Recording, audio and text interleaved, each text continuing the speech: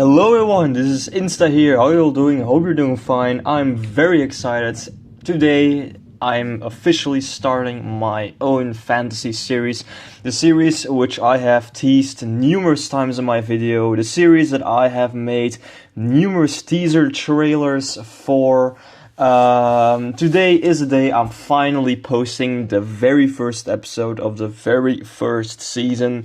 For those who haven't seen my info videos or my teaser trailers, there will be 6 seasons in total.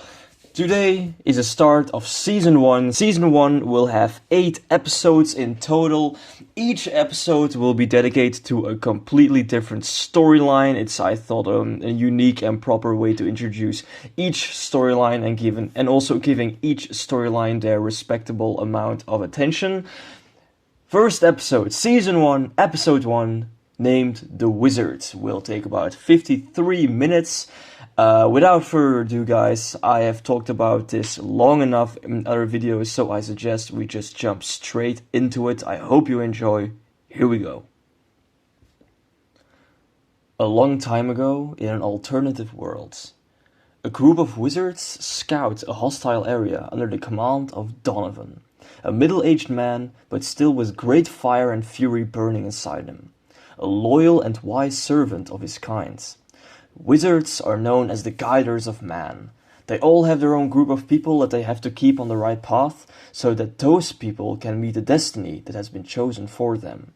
If they keep their people on the right track and succeed in them guiding towards their destiny, then the wizards have also fulfilled their own.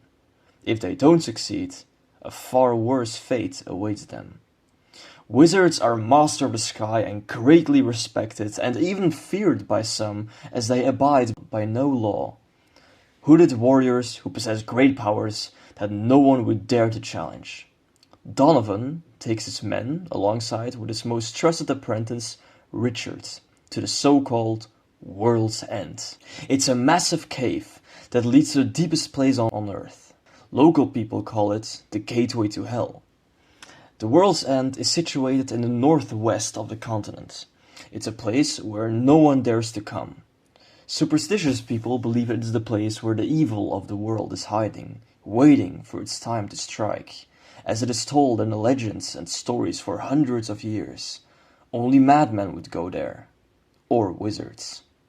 Being the all-powerful beings that they are, it's their duty to believe even the most absurd stories and myths. Thus, Donovan, his apprentice Richard, and several other wizards venture into the cave. A dark place, which smells of worse things than you can ever think of. There are no signs of life anywhere. As they walk into the cave, some even start to doubt if this was a good idea. Is it the fact that it's so pitch black and nothing to see? Or is there something else? Something real? Donovan remains strong and firm, a true leader. These are wizards after all, they have a reputation to maintain. However, they find several corpses that scare Richard away. Donovan urges not to be afraid. These corpses are from people. That would explain the disappearances of the old settlements. There have been reports from the local villages of villagers who have gone missing over the past couple of weeks. A wizard inspects one of the corpses. Apparently, it can't be more than a week old. Whatever took it must have taken it here. There is only one kind of thing that would take its prey here. Something that's only mentioned in the myths and legends. Something even wizards fear. After a while, another wizard notices that they are not alone in the cave. Before Donovan can order his men what to do, suddenly several wizards get attacked by surprise, by something in the darkness. Donovan orders his men to retreat from the cave. As they try to escape, they are being chased by what appear to be dozens of foot soldiers with deadly hand weapons. They move so quickly and use the dark to their advantage.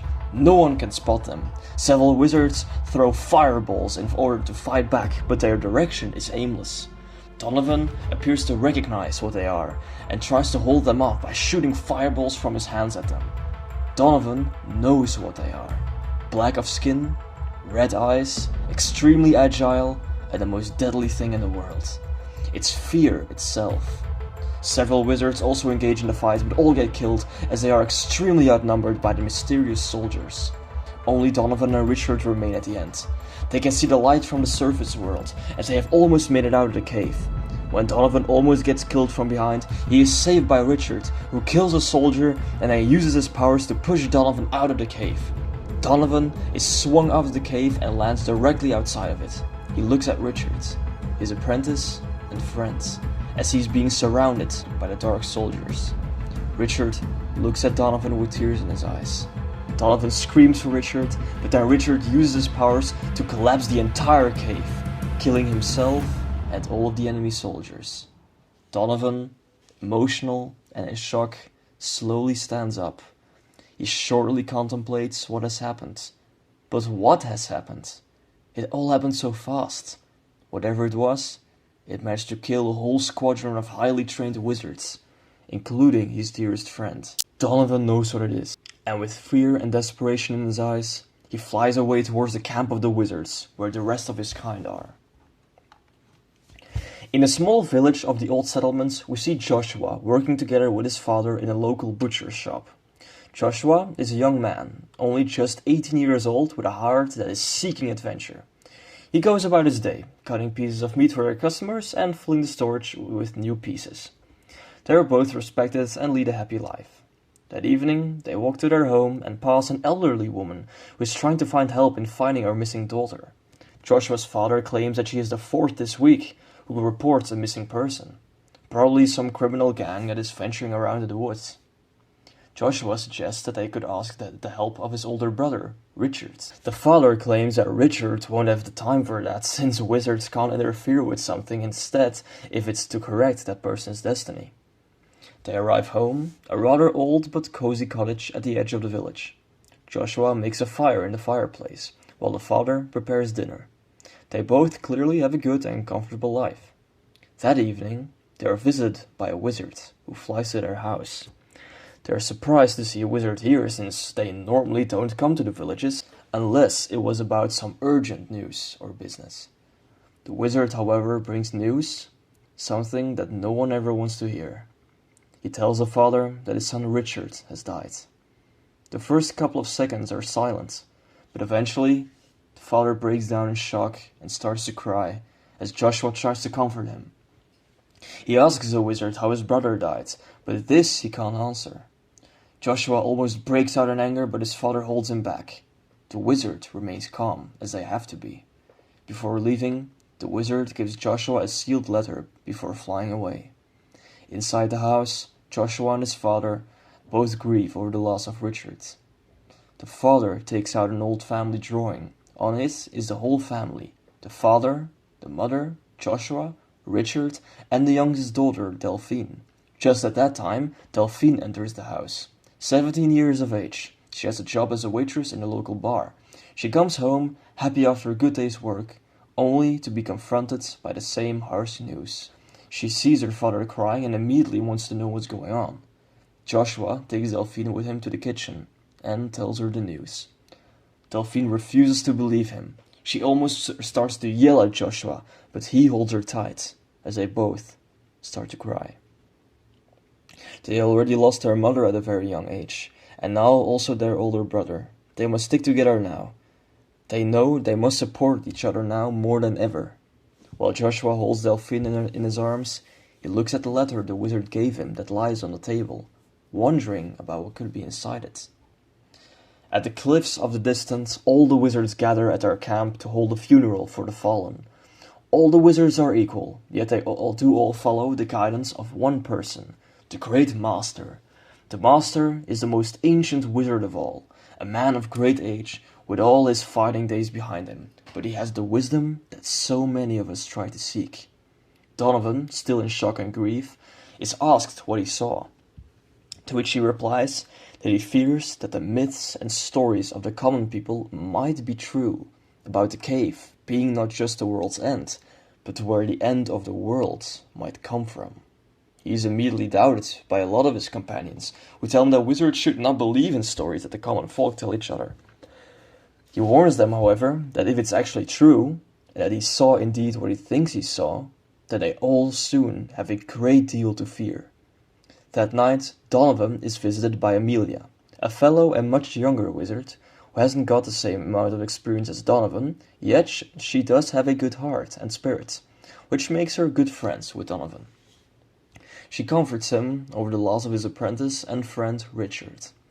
She also reminds him that, according to tradition, he will have to pass the torch to Richard's most suitable family member, being his younger brother Joshua. Donovan knows this, but doesn't feel quite right about it. Their family has just suffered a terrible loss, and they have already lost their mother. Joshua's father isn't the youngest anymore, and then he will have to stay behind with his only daughter Delphine to comfort him. He feels like they are tearing their family apart. Amelia smiles and says that's exactly what Donovan's biggest weakness is: empathy. Donovan struggles to understand how that can be a bad thing. It's what makes any person human after all. Yet, if what he fears is true, about the dark forces coming to their world, then they will need all the help they can get. Amelia understands Donovan's thoughts, but the messenger has already sent word out to the family. Joshua has received the letter, there's no going back now. That night, Joshua sits alone in his chamber with the sealed envelope still in his hands. Delphine comes into the room saying that her father is finally asleep. They try their best to stay strong, but they are struggling. Delphine sees the letter and already presumes what it could mean. She asks if a wizard came to deliver it, which is the case. Joshua is unsure, but Delphine urges him to open it. Joshua slowly opens the envelope, uncovering the letter. The letter itself couldn't be more vague. It's plain white with some coordinates on it. Joshua and Delphine stay quiet and look to each other. They both know what this means. Delphine, surprisingly, is more enthusiastic than Joshua. She can't even comprehend how Joshua can't be excited about this. But of course, Joshua has a struggle that he can't leave his father alone, especially not now. Delphine doesn't have the same amount of empathy towards their father. In fact, she's rather cold towards him. If she's the one who would have received the letter, she would have gone without a second thought. She even wants to go now. Joshua confronts her with that this is a wizard's law. She can't just bypass it. She's not even of age yet. Delphine almost gets angry now. It's unfair how Joshua is offered an apprenticeship and she's not, while she is 1,000 times more eager to become a wizard, just like Richard. Joshua knows that he has to go, but still doesn't feel right. Delphine asks if she might come with him. Maybe they can start training together. How awesome would that be? Joshua can't believe how she's so enthusiastic, while only hours ago they have heard about Richard's death. Delphine claims that it's for Richard and their mother that she wants to do this, to remember them. Joshua understands. Tomorrow he will tell their father that he's going. In the camp of the wizards, Donovan visits the master in his tent. He asks him for guidance about if it is right to accept a new apprentice so soon. The master gives a wise lecture that death is just a normal part of life. Yet we always treat it like something horrible and terrible. The acceptance of a new apprentice might be bad for one family, but who knows, this apprentice might be the very one that will one day save the whole world. Donovan asks the master if he believes him, what Donovan has said that he saw in the cave. Luckily, the master does. He claims that wizards are not trained to be fooled by superstition, but to learn what they see with their own eyes. Donovan is clearly pleased with this. If the great master believes him, then no one can touch his beliefs. The master still urges him to accept his new apprentice. Train the boy and allow him to bloom like his brother did. Train him to separate the good and evil, no matter how familiar that evil might look. Donovan agrees and promises that he will train Joshua. The next morning, Joshua and Delphine go downstairs to their father, who is readying breakfast. The father tries to be encouraging, but it's clear that he's struggling with it. As they all sit down, Joshua shows the father the letter. The father looks at the letter and sees the coordinates. He knows what it means, and tears are already showing again in his eyes. Joshua says that he has to go.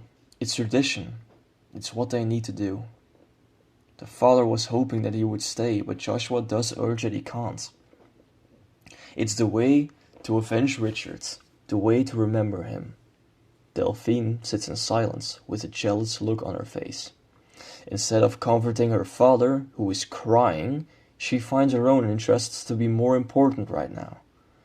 Joshua hugs his father and tells him that he will be leaving this midday.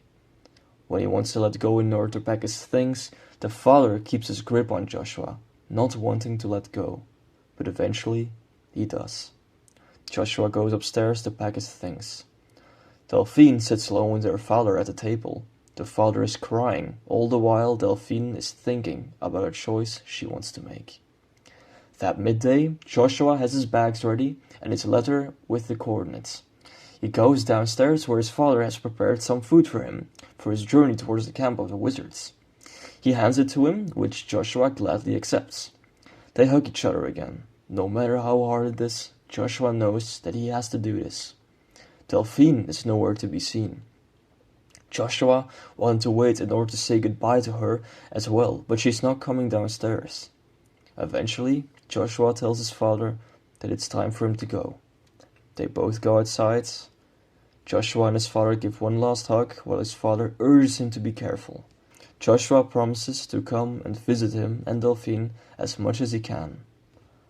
They let go of each other, and Joshua departs on his journey towards the camp of the wizards. They wave to each other before Joshua disappears into the forest. The father then goes back inside, upstairs to Delphine's room. He knocks on the door but hears no answer. Eventually, he enters, but Delphine is nowhere to be seen. Her closets are empty, as you can see, and a letter has been placed on her bed. The father takes the letter, which is addressed to him, simply saying, "I'm doing this for Mother." The father tears the letter in anger and yells through the entire house. In the forest, Joshua is following the directions as well as he can while using a compass and a tracker. Suddenly, out of the bushes comes Delphine, also with a backpack and everything. Joshua almost screams.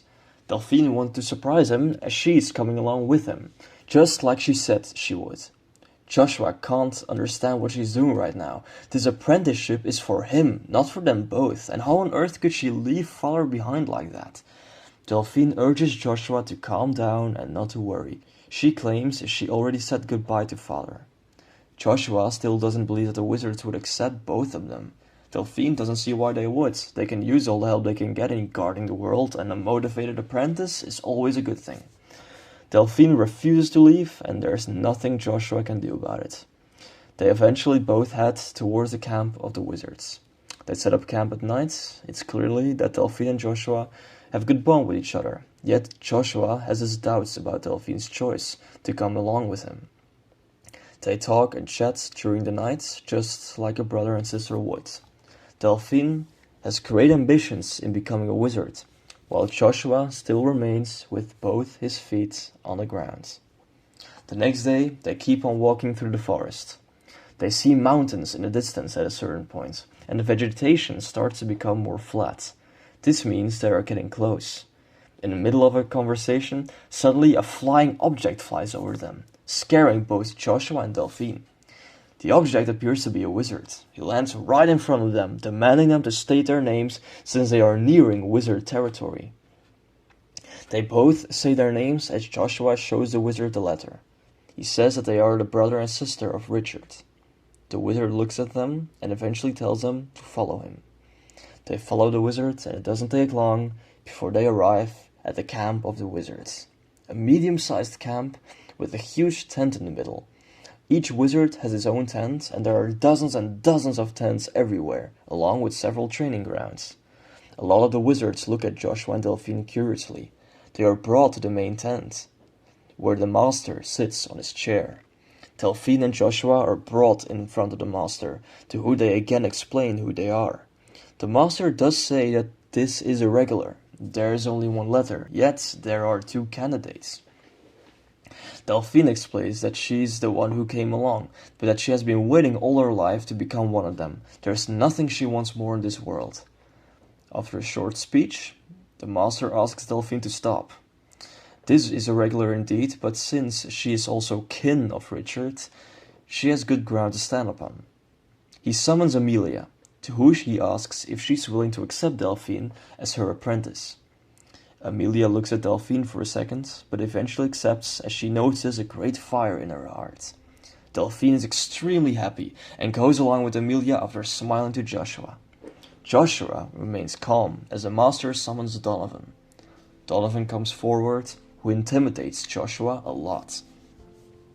Donovan looks closely to Joshua and says that he knew his brother well. He asks Joshua if he has come here because of the importance of the letter. Joshua says that he has come here because of his family.